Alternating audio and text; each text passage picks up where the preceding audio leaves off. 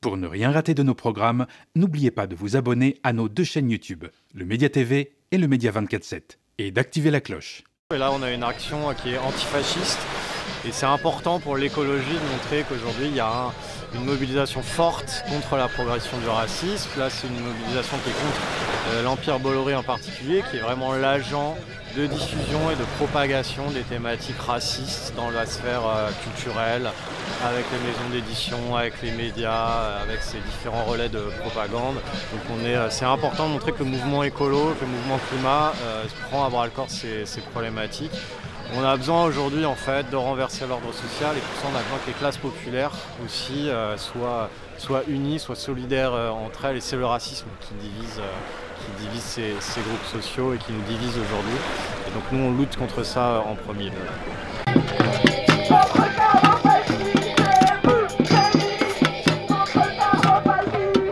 Alors l'Armada, elle devait déjà avoir lieu au mois d'octobre.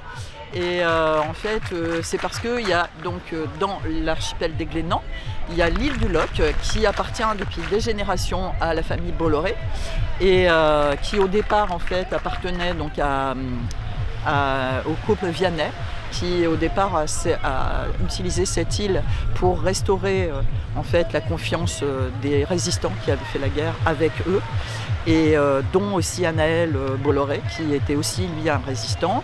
Et petit à petit, en fait, c'est devenu l'île de Vincent Bolloré, qui n'a plus rien à voir en fait avec le passé de ses ancêtres et qui a d'autres buts et qui en fait fait garder son île par des membres comme Marc de Cacrès qui sont reconnus comme étant clairement fascistes. On a eu donc avant-hier l'annonce que le préfet maritime interdisait la manifestation en mer.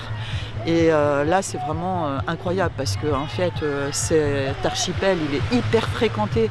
Pendant l'été, il y a plus que ça de voiliers en fait sur l'eau. Il y a des jours, en fait des beaux jours, il y a 5000 passages sur de bateaux uniques. Saint-Nicolas. Non, de passagers en fait. Oui. Donc quand on nous dit que c'est pour préserver la sécurité des personnes et l'environnement, en fait on se dit que voilà, c'est vraiment pour protéger en fait, encore une fois, ce courant en fait qui est un courant d'extrême droite. Ils sont tous sur les starting blocks, on peut dire, et ça aura lieu. Et d'ailleurs il y a déjà eu un petit événement hier. Il y a déjà voilà, la petite brigade féministe qui a fait un débarquement sur l'île et voilà, ils sont woke et déterminés et je trouve que c'est des bons mots. Et ben là on est sur donc le village de Levon-les-Voiles. Levon-les-Voiles, c'était une mobilisation maritime et terrestre, donc il y a eu pas mal de bateaux en mer dans la baie de Fouesnant dans le Finistère pour lever les voiles sur l'Empire Bolloré. Et on avait aussi à cœur que cette mobilisation elle soit la plus inclusive possible pour que toutes les personnes qui ne puissent pas se mobiliser en mer puissent quand même venir rassembler et soutenir cette lutte-là. Et donc on a organisé ce village qui devait être sur la commune de Fouesnant de base et qui finalement s'est retrouvé ici sur un terrain à Guiscriff. Et donc on a en gros des chapiteaux dans lesquels il y a eu des concerts, des conférences, des tables rondes. L'idée c'était aussi de creuser ensemble un peu le fond du pourquoi de notre mobilisation, parce que l'objectif de cette mobilisation c'est de lever les voiles sur l'Empire Bolloré, donc du coup aussi de donner du contenu à toutes les personnes qui se posent un peu la question que nous on a posé toute la journée, c'est-à-dire est-ce qu'on peut séparer le patron breton qu'est Vincent Bolloré du milliardaire d'extrême droite, et de montrer à quel point en fait sa fortune elle est surtout faite sur son empire colonial en fait en Afrique, sur son empire médiatique et en fait très peu sur son empire industriel breton qui représente très peu de son chiffre d'affaires et de ses activités. Il y a un très gros point commun entre le Poitou-Charentes où fleurissent les bassines et la Bretagne, c'est l'emprise de l'agro-industrie sur les paysages, son impact sur la biodiversité, les paysages, etc. Et Bolloré, il n'est pas du tout étranger à ce monde-là, puisque à travers sa gestion de la logistique, où il a fait sa fortune là-dessus, ses ports coloniaux, évidemment que ça percute. Si on avait un bilan écologique des entreprises Bolloré, elles vont dans le sens de la destruction de notre planète. Et puis il y a un autre truc qui nous meut et qui fait front, c'est sa connivence, sa grande connivence avec l'extrême droite.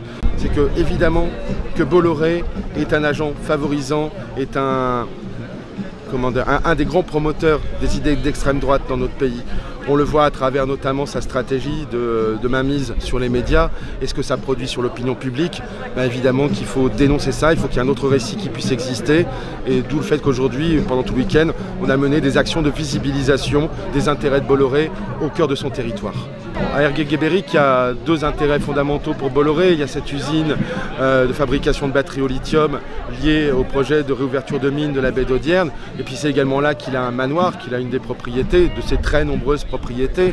Et donc il s'agit de lui dire on sait où tu habites, on sait ce que tu fais et on ne va pas laisser faire, tout simplement.